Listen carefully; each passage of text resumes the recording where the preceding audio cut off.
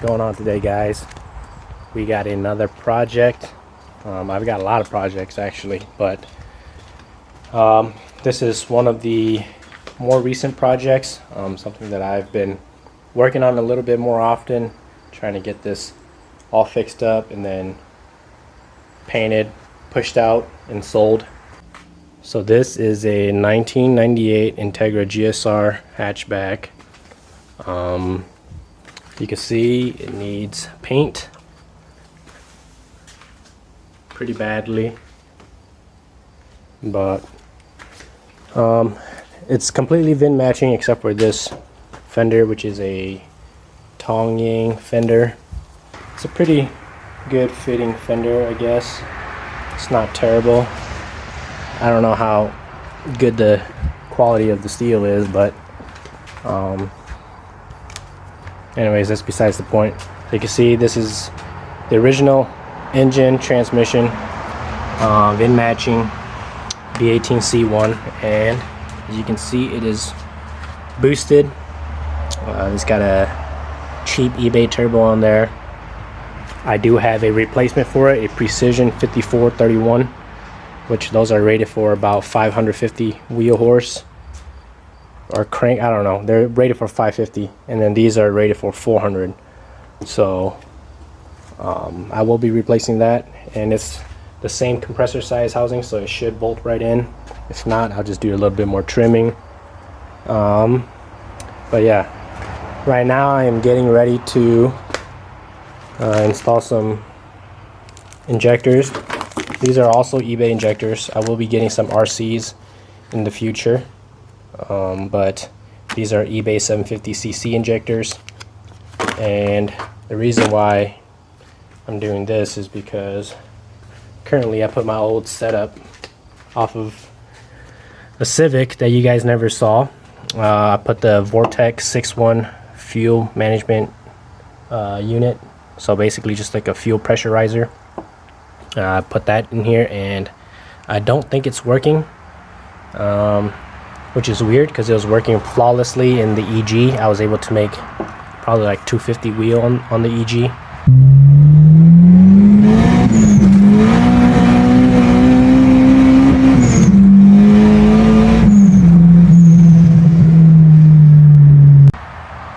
With the B18C1 as well, but once I put it in here, it just doesn't work.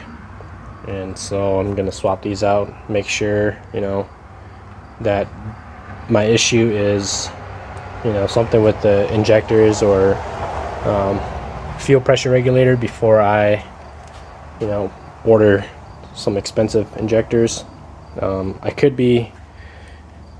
My fuel pump could be a little bit too small and not able to keep up with it. But yeah, anyways, getting ready to swap out the injectors. Map sensor, got one of those right here, and I'm gonna throw in a boost controller. It's a pretty clean Integra GSR. Still has the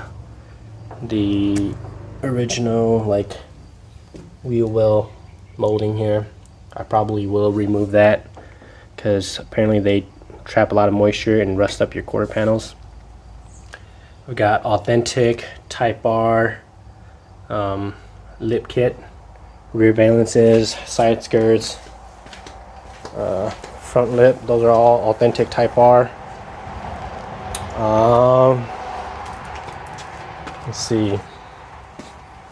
Interior is not great. The passenger seat is okay. Driver's seat seen better days. It's got these fake TE37s on here. We'll probably be replacing those. And let's see, got this nice DC Sports strut bar. My favorite thing about this is still has AC and power steering. A lot of people rip out AC and power steering on these cars even before they go turbo. Like their car will be NA and they'll rip it out. Makes zero sense. But yeah, this car has AC, has power steering, and it's boosted. I am aiming for 350-ish wheel horsepower on the EG, which that engine I pulled out. I put it into my brother's Integra, but that engine right now is making right around 350, 370 wheel horsepower.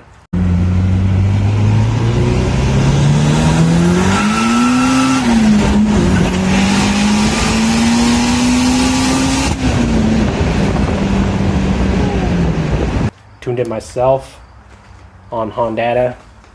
This car is I'm tuning it on Honda Tuning Suite. It's a new thing for me. Figured I'd give it a shot. I kind of like how they have a little bit more features that you can mess with instead of Honda. So I got it on a B emulator, which is basically a Chrome. Trying to tune it on that. Right now it's running okay on here, 5 psi. Gets a little bit lean up top, so I think I'm running out of injectors.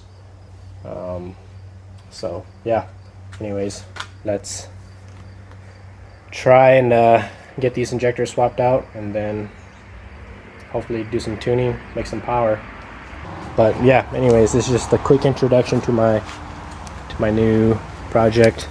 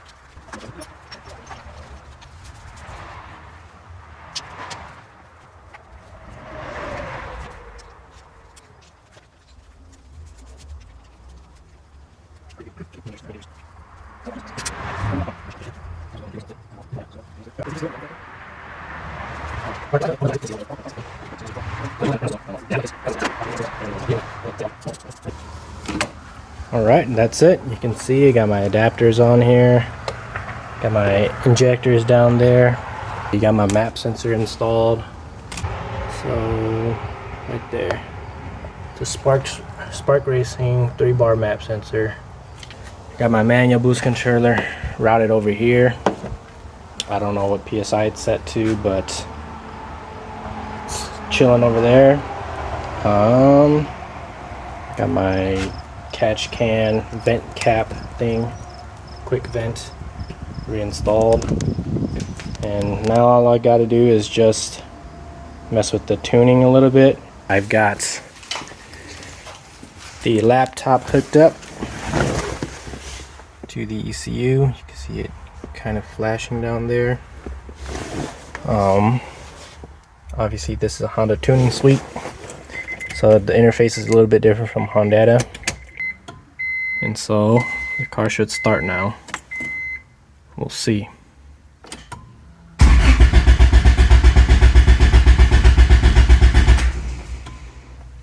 I was just out of fuel in the fuel rail. So you come over to extra options.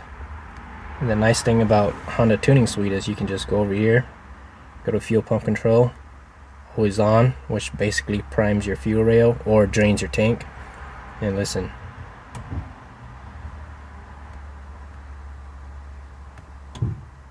There we go. So we'll see if it can start. Nice. Alright, let me try to go find a jump pack and then we'll try this again. Alright, well, it's not working, so I think I will have to bump start the car. Put in gear. Hopefully this works. There we go. Just like that, the car is running. Oh, it is not happy. Pretty sure the dead times are off with these eBay injectors. You can see it's idle searching. Usually it idles right around negative 20 inches of mercury, but you can see it's idle searching. It's definitely not very happy. Upload. catalog, and she's a little happier now. Yeah, she's happier now. Idle's good. Alright, so ignoring that loud vibration you hear in the background, the car is actually running pretty good. I've been fine-tuning it for a couple days now, and it's driving pretty consistently right around 14.7, 14.8 right now, for cruising at least. I still don't have fuel up top, and I think I narrowed down my problem to a bad fuel pump, because my injectors are only at 30% duty cycle when I run out of fuel, you know, so it's either a fuel pressure regulator problem or my fuel pump going bad. Okay, so a little update on the Integra. Still running lean up top. At this point, the only two things that have not been replaced are the fuel pump and the fuel pressure regulator. So I went ahead and ordered a new fuel pump. So Walbro 255. I've already gone ahead and removed the rear seat and getting ready to remove the fuel pump right now. Hopefully this fixes the problem. If not, then I guess I will be replacing the fuel pressure regulator, which would kind of suck because I could have avoided all this if I just started with that. But either way, I don't know for sure if it's a Walbro in the tank anyways. The car came with the empty Walbro 255 box, but that doesn't, I can't just trust that it has a Walbro in there, so I'm just gonna go ahead and throw a Walbro in there myself. So you see right here, this is a Walbro.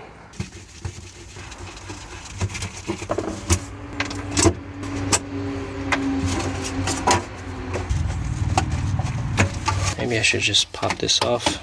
Yep, make it a lot easier. Hopefully I can get it back in place later.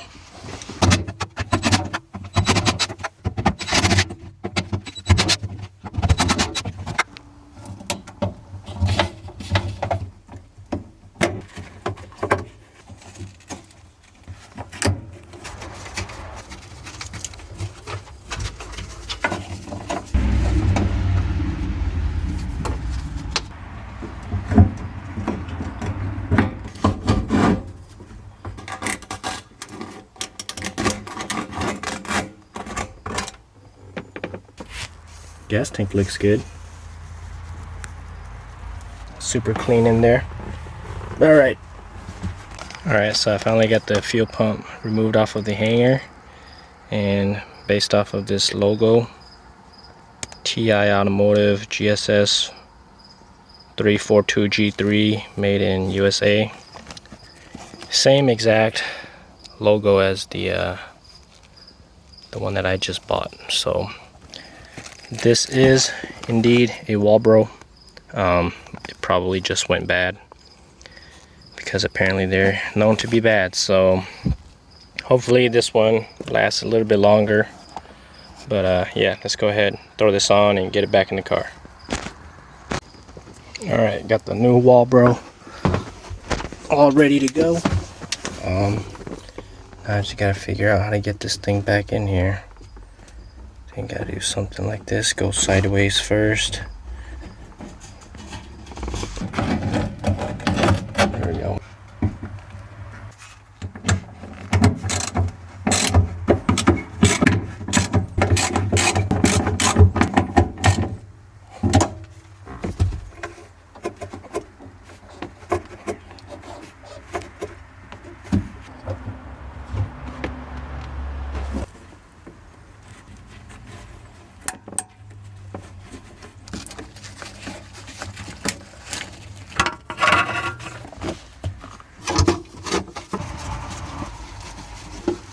Just like that, the fuel pump is replaced. Alright, let's see if the car starts a little easier this time. As soon as I swapped the injectors, it started having like a it would crank like an extra like 2 or 3 times before it started. So hopefully it's good this time. We'll see if we can hear the fuel pump. Oh, that's significantly louder. Yeah, that sounds like a Walbro. Yeah, you can hear that. I should have left it open, see if there was any fuel leaks, but if it starts the first time, that means it was probably the fuel pump all along.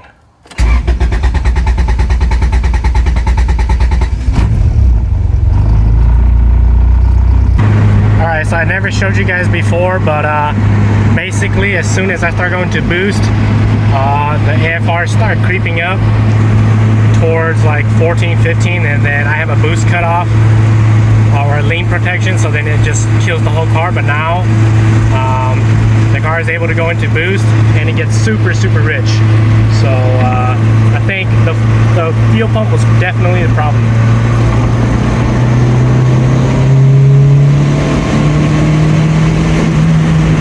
So yeah, I just hit like 8.9 AFR and I was in boost the whole time. So I think the problem and the mystery has been solved. Alright guys, so it's been a few days now. I've been fine-tuning the tune, and it's running way better. It's right around mid 14.5 AFRs, so the car is running super good. I got the idle dialed in. I've already turned up the boost. I'm running about 15 psi. Should be right around 280 to 300 wheel. That's plenty for a street car. Yeah, let me do a quick pull for you guys. Third gear here.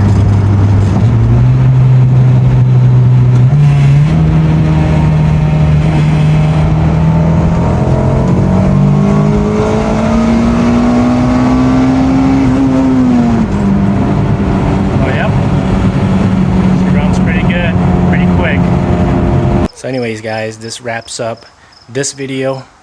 The tuning is pretty much complete. I will probably continue fine-tuning it a little bit, but it is pretty much good to go.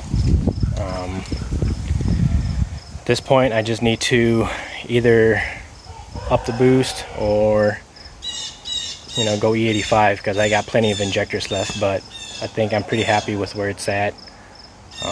No need to push its limits and kill the engine, which I highly doubt I will, because this car right here is running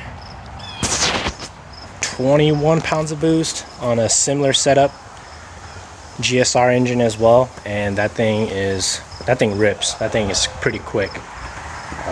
Probably 350 wheel horsepower.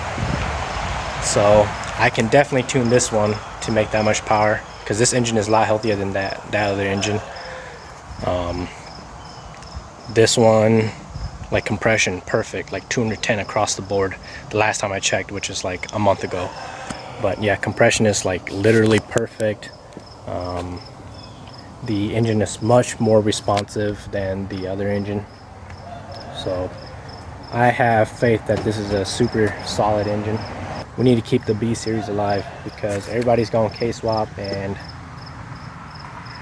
B series is just better, Like, why wouldn't you want power steering, AC,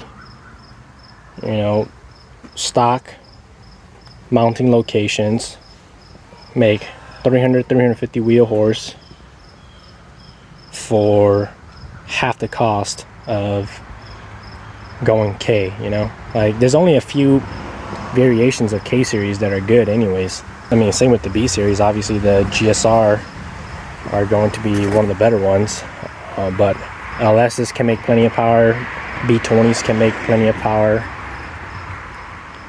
and even D series, with the boosted D series you can probably keep up with the NA K series swap.